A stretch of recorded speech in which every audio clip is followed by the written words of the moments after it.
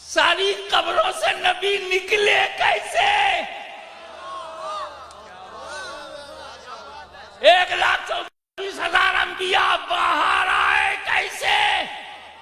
کوئی نبی مصر میں ہے، کوئی نبی عراق میں ہے، کوئی سیریا میں ہے، کوئی حجاز میں ہے، دنیا بھر کی الگ الگ ملکوں کی قبروں میں رہنے والے نبی بغیر پوسٹر کے،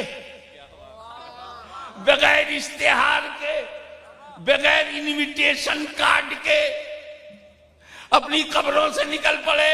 انہیں جگہ بھی معلوم، وقت بھی معلوم، امام بھی معلوم. ہمیں جب قبروں میں رہ کر نبیوں کا علم غیب ایسا ہے تو سردار انبیاء کا علم غیب کیسا ہوگا؟